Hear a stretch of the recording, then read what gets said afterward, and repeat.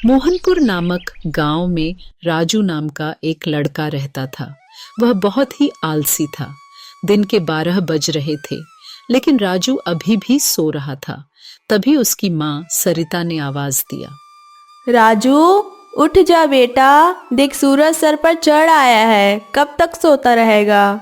लेकिन राजू पर कोई असर नहीं हुआ। कुछ देर बाद उसे खाने की खुशबू आने लगी। खुशबू आते ही उसे जोर से भूख लगने लगी। राजू उठा और सीधा माँ के पास रसोई में पहुंच गया और उसने अपनी माँ से कहा, माँ, क्या बनाया है? पहले जाकर नहा, फिर आना रसोई में, दाल चावल बनाए हैं। दाल चावल राजू को बहुत पसंद थे। वह फटाफट बाथरूम में गया और मग्गा साबुन लेकर नहाने बैठ गया। अब जल्दी से नहाकर कपड़े पहनकर राजू रसोई में पहुंच गया। तब तक खाना तैयार हो चुका था। माँ ने खाना परोस दिया। खाना बहुत ही स्वादिष्ट बना था। राजू ने भरपेट खाना खाया और वह खाना खाकर उठा तो माँ ने टोक दिया, अब कहाँ चल दिया? माँ, लगता है खाना कुछ ज़्यादा ही खा लिया। बहुत तेज नींद आ रही है। मैं तो सोने जा रहा हूँ। हे भगवान, अभी 1 घंटे पहले ही तो सोकर उठा है। तुझे बस सारा दिन यही काम है, उठो, खाओ और सो जाओ। तुझे पता है तेरे पिता खेत में कितनी मेहनत करते हैं, तब हमें 2 वक्त की रोटी मिलती है। कुछ नहीं तो जाकर उनकी मदद ही कर दिया कर।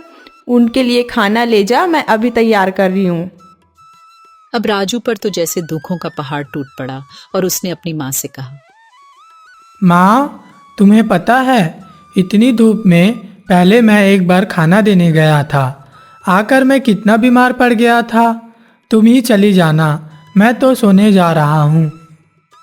इससे सरिता को बहुत गुस्सा आया और इससे पहले वह कुछ कहती, राजू तेजी से अपने कमरे में जाकर सो गया। अब सरिता खाना लेकर खेत पर पहुंची। रमेश बहुत मेहनत से खेतों में काम कर रहा था। तभी सरिता उसे कहती है, सुनो जी, पहले खाना खा लो। अरे, इतनी धूप में तुम क्यों परेशान होती हो? राजू के हाथों भेज देती। हमारे तो भाग्य ही फूट गए हैं।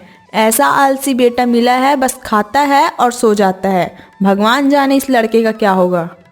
चिंता मत करो भाग्यवान, एक दिन सब कुछ ठीक हो जाएगा। राजू के माता पिता राजू की आदत से बहुत परेशान थे। वो कोई भी काम नहीं करता था, बस सारा दिन सारी रात सोता रहता था। तभी एक दिन राजू के पिता ने राजू से कहा, बेटा, मैं खाद और यूरिया लेने शहर जा रहा हूँ। मुझे 2 दिन लग जाएंगे आने में। फसल तैयार होने वाली है। तू सुबह खेत पर चले जाना और सारा दिन वहीं रहना। शाम को खाना खाकर रात को वहीं सोने चले जाना। कहीं कोई जानवर खेत में ना घुस जाए या कोई और हमारी फसल को बर्बाद ना कर दे। पिताजी, मुझसे ये सब नहीं हो पाएगा, आप माँ को बोल दीजिए। नालायक, खेत की देखभाल आदमियों का काम होता है। अगर मुझे पता लगा तू खेत पर नहीं गया या फसल को नुकसान हो गया तो तेरी खैर नहीं।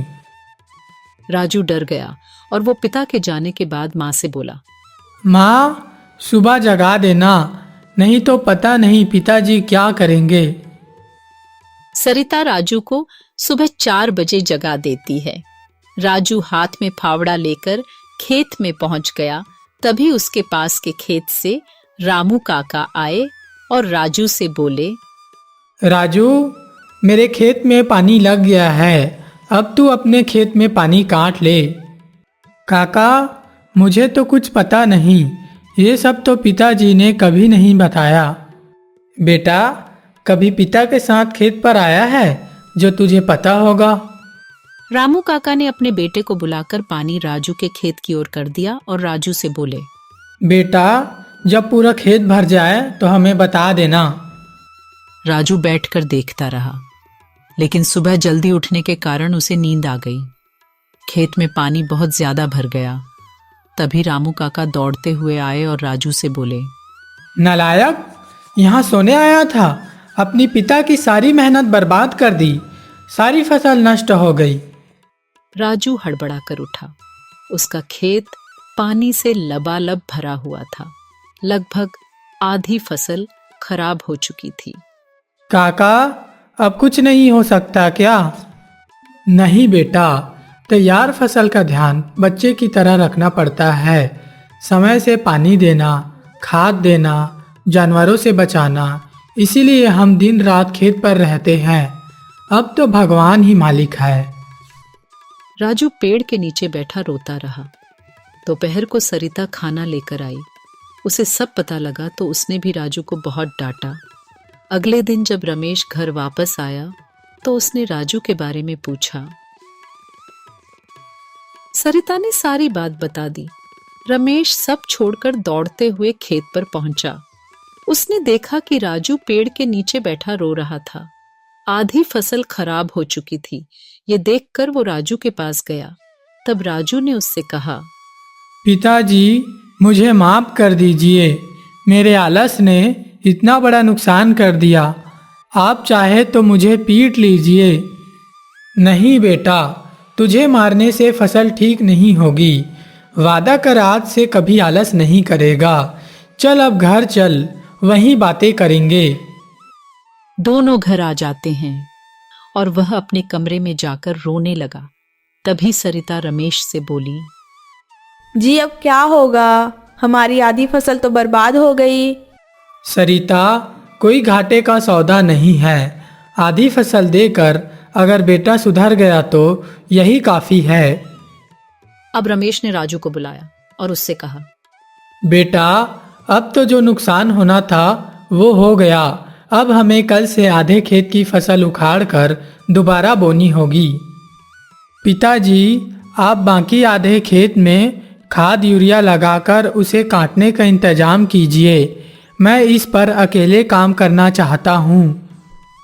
इस प्रकार राजू अब एक कर्मठ और मेहनती आदमी बन गया।